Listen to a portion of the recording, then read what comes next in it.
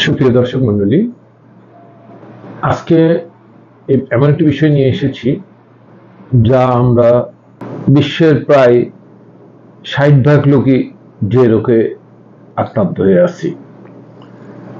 Gastric তার নাম।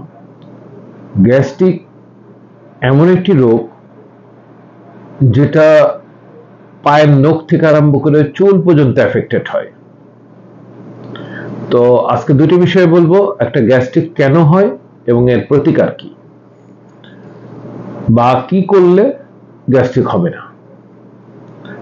তো যেটা বলছিলাম যে পায়ের নখ থেকে মাথার চুল পর্যন্ত গ্যাস্ট্রিক এফেক্ট করে, অর্থাৎ যখন গ্যাস্ট্রিক মানুষকে এফেক্ট করে তখন মাথা, চোখ, ঘাড়, পিঠ, পেট, বুক যে কোনো জায়গায় এটা আঘাত হানে, অর্থাৎ যে কোনো জায়গায় ব্যথা শুরু হতে পারে। আমি একজন পেশেন্টকে চিনি যার প্রচুর গ্যাস্ট্রিক থাকে, প্রায় সে মারা যাচ্ছে, এরকম একটা অবস্থার সৃষ্টি হয়ে যায়। সে চিৎকার করে বলতে থাকে আমি মারা যাচ্ছি। সঙ্গে সঙ্গে তাকে হাসপাতাল নিতেই হবে, বিশেষ করে কার্ডিও অর্থাৎ হার্ট বিষয়ক যেসব হাসপাতাল আছে, যে কোনো জায়গায় তাকে নিতে হয়। নেওয়ার পর ডাক্তাররা তাকে বলে, ঠিক আছে, সবকিছু টেস্ট করে বলে যে না আপনার তো সব ঠিক আছে, প্রেশার নর্মাল, সবকিছু ঠিক আছে, আপনি চলে যান, ঠিক হয়ে যাবে। মূল বিষয়বস্তু হলো তাকে গ্যাসে যখন চাপ দেয় তার বুকে, তখন সে মনে করে এটা হার্টের সমস্যা। আসলে সেটা হার্টের সমস্যা না, সেটা গ্যাসের সমস্যা। তা আসল মূল বিষয়ে আসি, অর্থাৎ গ্যাস্ট্রিকটা কেন হয়। আমরা প্রায় কিছু কথা শুনে থাকি যে বারবার ব্যবহার করা তেল, মাংসের চর্বি বা এই জাতীয় কিছু খাবার থেকে, রিচ ফুড থেকে গ্যাস্ট্রিকের উদ্ভব হয়। আসলে আমি মনে করি না সেটা, এর সঙ্গে আমি দ্বিমত পোষণ করে থাকি। গ্যাস্ট্রিক মূলত হয় না খাওয়ার থেকে, অর্থাৎ প্রতিদিন আমরা যারা 3 বেলা বা 4 বেলা খাই, সেই নির্দিষ্ট সময়গুলোতে সায়েন্স যেটা বলে কিছু এনজাইম অর্থাৎ পাচক রস, বাংলায় যেটাকে পাচক রস বলে, পাচক রস খাদ্যদ্রব্যকে দ্রবীভূত করার জন্য সেটা বিভিন্ন অর্গান অর্থাৎ শরীরে যেই অর্গানগুলি থাকে সেখান থেকে সিক্রেশন হয়, অর্থাৎ সেটা নির্গত হয়। যেমন পাকস্থলী, তারপরে লিভার, পিত্তথলি ইত্যাদি থেকে এই পাচক রস বা এনজাইমগুলি নির্গত হয় খাবারকে ডাইজেস্ট করার জন্য। এই পাচক রসগুলো নির্গত হয় নির্দিষ্ট সময়ে। তা আমরা যখন খাওয়ার সময় হয় তখন সে নির্গত হইতে থাকে, কারণ খাবারটাকে সে এখন পাবে, হজম করবে।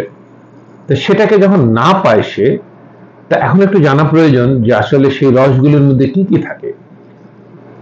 এর মধ্যে প্রধানত HCl বা হাইড্রোক্লোরিক অ্যাসিড যেটা, সেটা থাকে, সেটা পাকস্থলীতে থাকে। তা হাইড্রোক্লোরিক অ্যাসিডের ধর্মটা কি? হাইড্রোক্লোরিক অ্যাসিড যদি আপনি কখনো এক ফোঁটা হাতে ফেলেন, তাহলে দেখবেন হাতটা হলুদ হয়ে গেছে, চামড়াটা পুড়ে গেছে।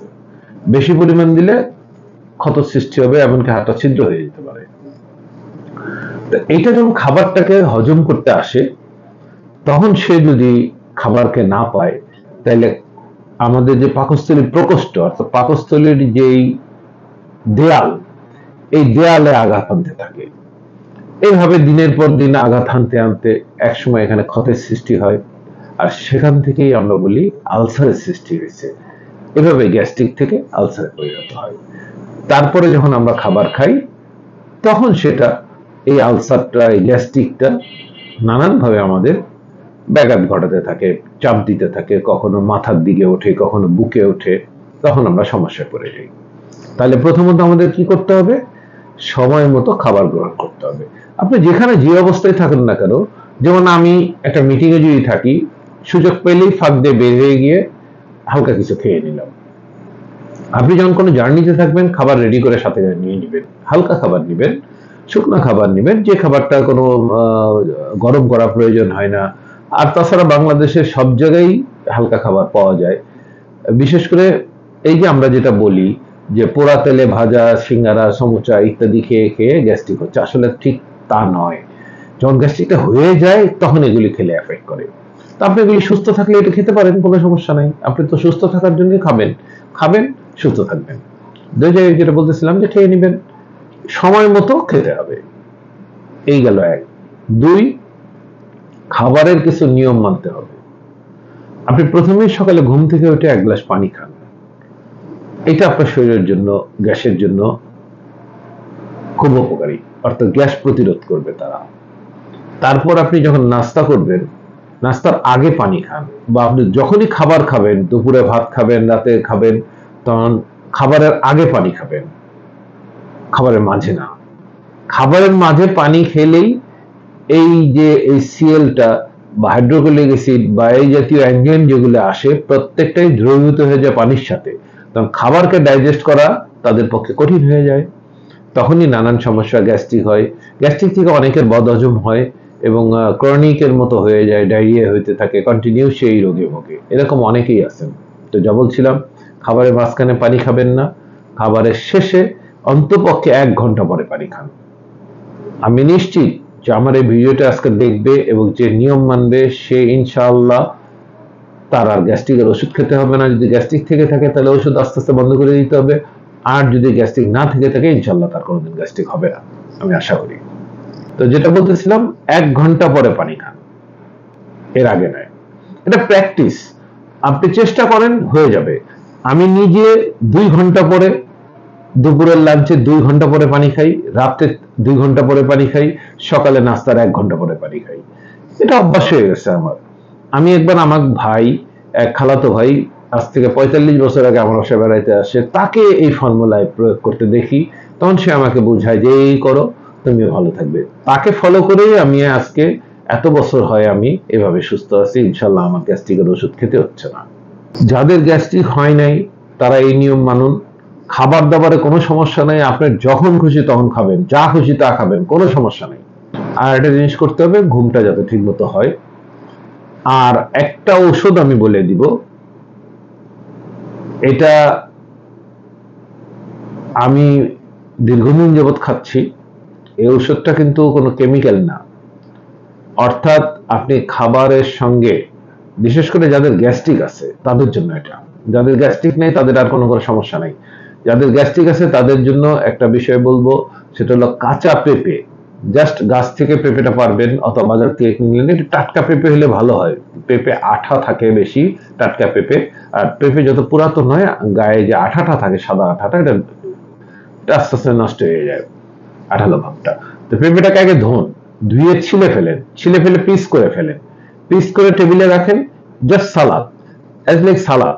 আপনি সালাদ হিসেবে দুপুরে একবার আর রাতে একবার, 2 বার কমপক্ষে প্রতিদিন খান। আপনি 7 দিন খান, ইনশাআল্লাহ আপনার গ্যাস্ট্রিকের ওষুধ খাওয়া বন্ধ করে দিতে হবে, আর খাওয়া প্রয়োজন হবে না।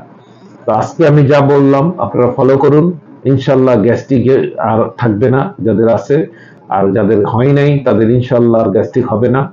তো আমি ভবিষ্যতে গ্যাস্ট্রিকের উপরে আরো ধারাবাহিকভাবে আমি ভিডিও নিয়ে আসবো।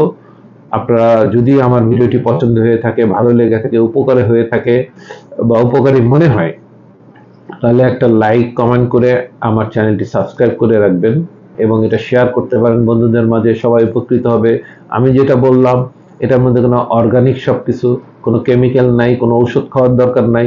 আপনি এই নিয়ম মানুন, যারা ওষুধ খাচ্ছেন তারা ফলো করবেন, কিছুদিন খান এইভাবে কাঁচা পেঁপেটা, এইভাবে খান, আমি যেভাবে বলছি এইভাবে খান এবং এই নিয়ম মানুন।